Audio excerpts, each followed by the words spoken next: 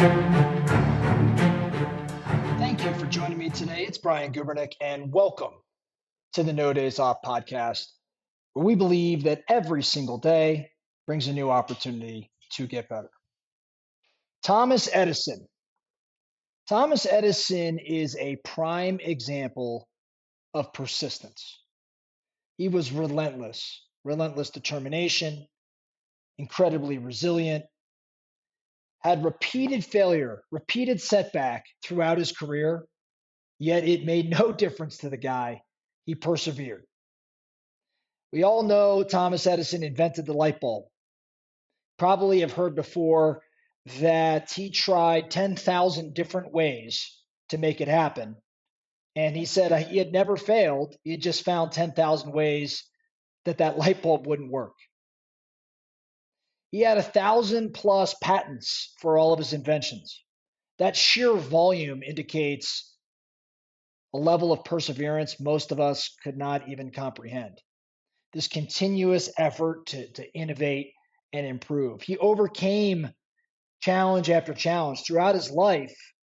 He had financial difficulties, he had competition from other inventors, he had all sorts of challenges. And despite these obstacles, he pushed forward and he eventually succeeded in bringing so many of his inventions to market. He had a crazy work ethic. He was known for his work ethic. Long hours in his lab. He's got a famous quote: "Genius is 1% inspiration and 99% perspiration." Just really kind of showcases his belief in hard work and determination as key drivers for success. And then, as I mentioned, his failures, his setbacks, he saw them as opportunities. He really did. I know we hear that sort of thing all the time, like you're not really failing. They're just opportunities to learn and improve. This guy really believed in that. He had an ability to persist through setbacks and had this positive attitude. And it's why I think he's probably known for his persistence.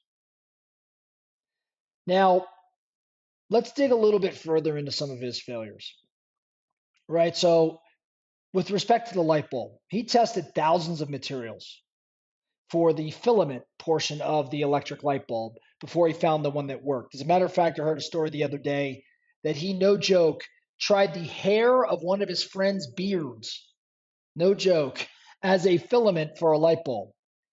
Most tests that he ran were complete failures, but he saw it as one step closer to finding that solution for the light bulb. So 1,000 failures before 10,000 failures before he found that one. What you may not know is that in the early 20th century, Thomas Edison attempted to create a line of concrete furniture. The idea was that concrete could be molded into different shapes and would be pretty durable. But as you can imagine, the furniture was pretty heavy, it was pretty expensive, and the public did not receive it. Did not receive it. So it was a failure. It failed. Edison invested in iron ore milling in the late 1880s. He had this process to extract iron from low grade ore, and he would use magnets. He'd use like magnetic separation. However, it just wasn't commercially viable, and he lost a boatload of money on it. Another failure. He created a talking doll in the 1890s. It had this miniature phonograph that played recordings, and the dolls were just way too expensive to produce. And even the ones he sold, like most of them, it's my understanding, were returned because there was mechanical failure and poor sound quality. So that was another failure. The electric pen, the electric car battery. He actually created a car battery in the early 20th century that was a nickel iron battery that had some advantages over the existing lead acid batteries, but it was too heavy, it was too expensive, and gasoline powered cars, remember the timing, right? Early 20th century, gasoline powered cars soon overshadowed his efforts in this electric car battery realm, and that was a failure. Mining ventures failed there. Home phonograph market.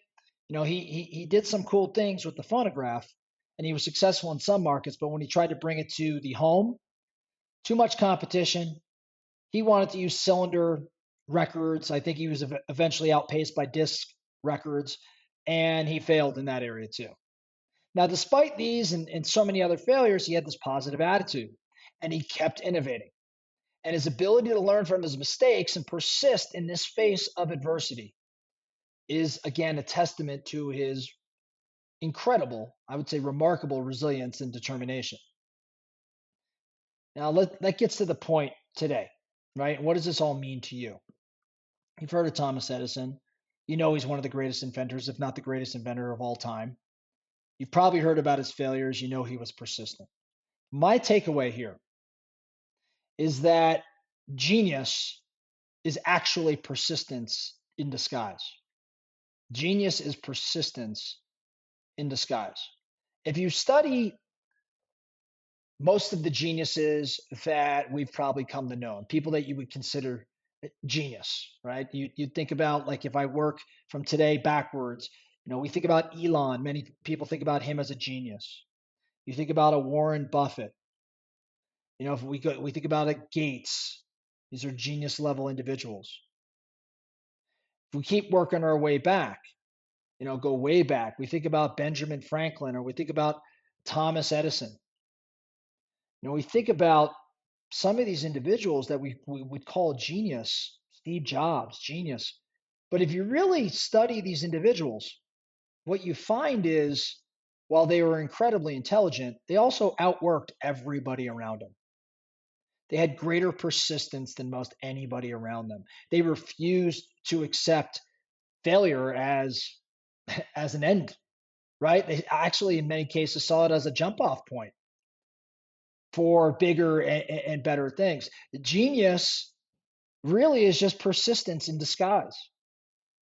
If you think about, let's talk about your kids, or, your kids in school, or maybe when you were in school, there was always a kid or two in your class or your classes. You would say, oh, that kid's a genius. That kid's brilliant.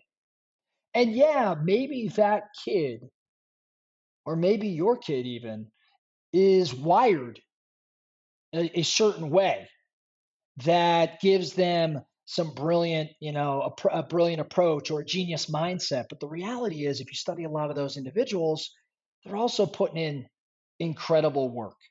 Genius is persistence in disguise. So what's the takeaway for you today?